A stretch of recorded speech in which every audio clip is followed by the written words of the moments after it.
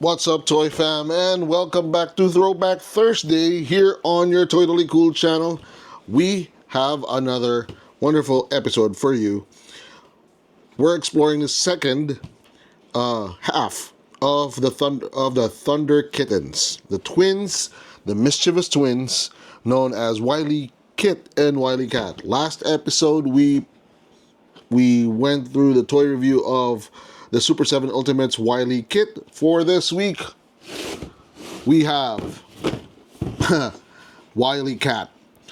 WilyKat is a mischievous and agile young ThunderCat known for his boundless curiosity and adventurous spirit. Alongside his sister WilyKat, he uses his cleverness, quick reflexes, and resourcefulness to keep up with the rest of the ThunderCats. WilyKat spaceboard, lasso, and grenade capsules all come in handy during their adventures. Despite their playful nature, the ThunderKittens are loyal allies and integral members of the ThunderCats. Yep, that's what it says at the back of the box, which I was reading to you right now. And look at WilyKat. Now, first off, he really looks more decked out than WilyKat. Last episode showed you just a couple of accessories, unlike this one. This one came on an earlier wave, and the box itself is similar to WilyKat without the sleeve. All right, let's look at the back. That's where I was reading the bio from. Okay. Okay. Really different. Off the bat,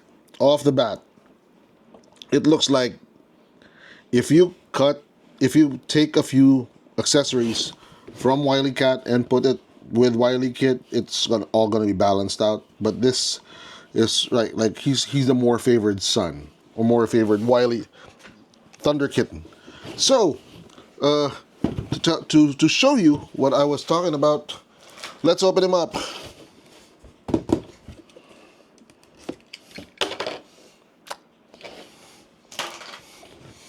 Here we go.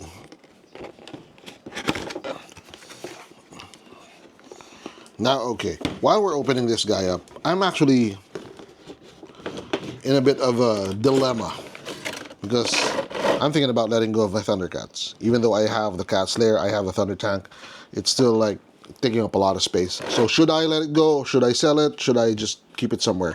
Or should I display it? Let me know in the comment box. And here we are. Okay.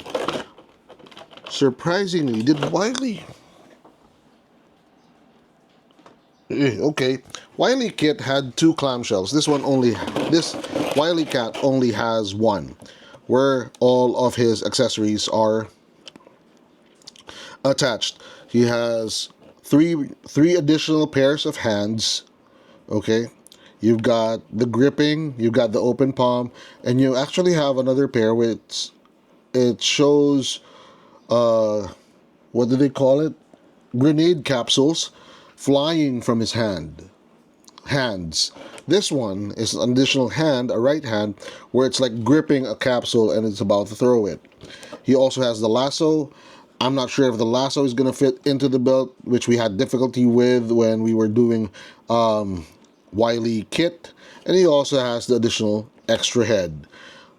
The highlight of his accessories would be the hoverboard, just like the WilyKat figure. The hoverboard also comes with a stand that looks like it's like pushing air out. Okay, a hover effect, if you would call it that. So, where are my scissors? Let's free him up so that we can do an actual toy review.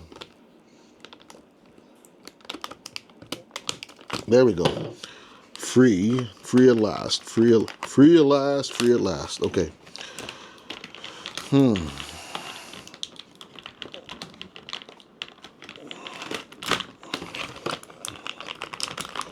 Okay. It's the small figures that really, that didn't look good. I was scared for a bit. Pulling him out by the leg, which is what we used to do with the other figures, was easy, but this time it was like I don't know what's wrong with his leg. There we go. Okay. See, That's the weird part. That's the weird part I was talking about. Okay, wow, okay. Yikes. Oh, sheesh. What is wrong with you? Tell me if you notice, if I'm the only one who's noticing it, but something is off with his leg. It's like there's something wrong with his leg. Is it his foot? Is it his knee? I don't know. I don't know. Let's do an articulation review like we always do. So the neck, yeah, pretty good. Limited up and down movement of the neck. The hair is pretty nice. The accent where you've got the black streak making him look like a cat. Okay, and then the pointed Wolverine-like tip of the hair. You've got the the color scheme of the costume or of the uniform is very, very reminiscent of the 80s. You've got the shoulders, usual, pinless elbows. You only have one joint on the elbows, okay, because it's a small figure. And then you've got the hand twist. It also bends a little bit, so it looks like he's trying to scratch his head.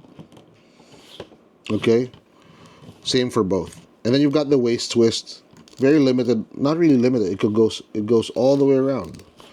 Okay, love the ThunderCat logo on the belt. Okay, the leg movement is impeded by the bottom part of the tunic. Okay, tunic. That's where you don't hear every day. Okay, the knees are really, really off. I think this leg mold is just off.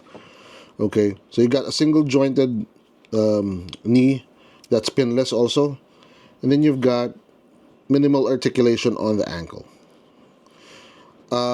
If we compare this to the GI Joes have an inward movement of the ankle. This one does not. It's just an up and down. It's like a hinge. Okay, it doesn't move side to side, doesn't rotate, so it's very basic, very, very basic. Okay. See, why is it pointed out? I don't know. See, look at that.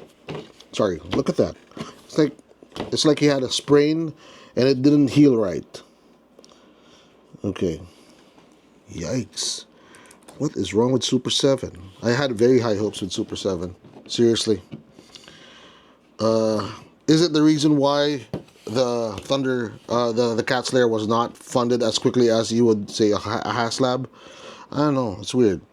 Anyway, I'm not gonna go into the accessories because it's I don't think it's gonna do much for what I'm feeling right now. So let's get into the highlight. See what I mean? It couldn't stand properly because the foot is that way. I don't know. I'll try to fix it somehow. But I don't know how, because it's a hinge. And it's off. It's really, really off. I don't know. It's like he had some kind of sickness when he was a kid and didn't heal right. Okay. So that's the hoverboard. And then you have the stand/effect of the hoverboard. Okay. Sit over here. I think he should just be sitting. He can't even sit because of the tunic. Okay. Hoverboard, as per usual, you have the slot and you have the peg. Just stick it in. That's going to be a tough challenge to do that. Okay. Hoverboard is nice. The edge and the body is totally different from WilyKat. Okay, WilyKat, let's pull her out. Where's her hoverboard? Let's do a comparison because I'm frankly disappointed. Okay, hoverboard of WilyKat is orange on the side. You have the same pale blue center, and you've got the ThunderCat logo on the top. This one is blue. This one's yellow. WilyKat. Yep. I don't know. It's really pushing me towards not keeping the ThunderCats in my toy line or in my collection. See, it's really tough. I don't know what they were thinking. Okay, that works. Okay, now while we're on the subject of the hoverboard, there's a very clear distinction between WilyKats and WilyKits. Same goes for the bottom of the hoverboard. We got more blue for WilyKat and more orange for WilyKit, yellow-orange, including the exhaust nozzles and the main thruster, if you would call it that. Okay, still having a hard time sticking this in. Oh man, this is just tedious. Okay, there we go. So let's flip this. Now, apart from the hoverboard colors, everything's the same. Even the effects, the hover effects are the same. Let's do a comparison with WilyKit. Okay, we've got her right here. Let's take her. Fancy this. WilyKat has boots, and WilyKit has some sort of stockings that are cut off. So yeah, there we go. Height wise, okay. Height looks like almost the same size to the shoulders. WilyKit does look a bit bigger because of the hair, but nothing more. Pretty much the same mold, and this one's a little bit chunkier because it's supposed to be male. The arms are even bigger, so I like that distinction between the body composition of male and female humanoid characters. Okay. But they both have a difficulty standing up. It's probably because the feet are flimsy and you've got very wide base. Center of gravity is somewhere here, that keeping steady is a challenge. This one's standing up, but he's leaning back. Same thing for WilyKit. Okay, so the height is the same. Yeah, back to back. There's about, I think these are about 4 inches, not the 7 inches that Super7s are supposed to come in. Okay. The lasso is just a different color as WilyKit's, so it's pretty much the same character with different mold. Okay, now let's try to put them both on the hoverboard and see how they look together.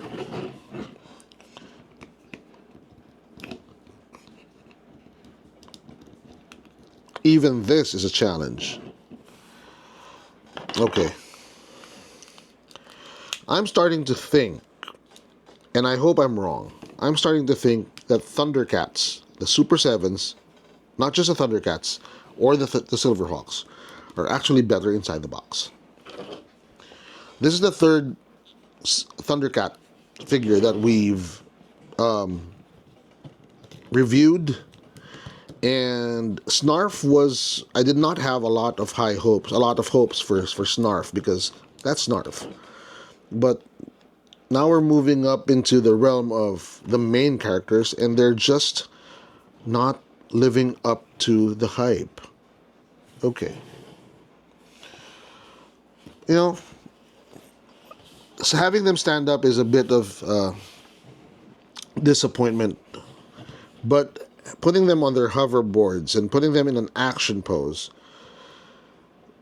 redeems whatever negativity I feel about them. Okay? So let's do a toy review. I